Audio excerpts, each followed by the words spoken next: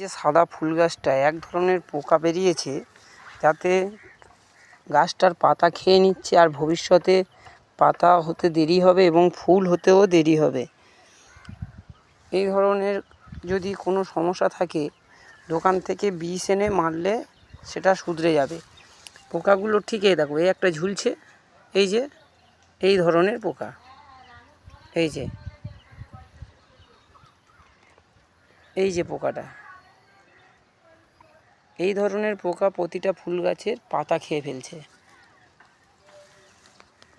এই দেখো, এই একটা ভাঙছি দেখো, এর মধ্যেই রয়েছে সেই ভেতরে।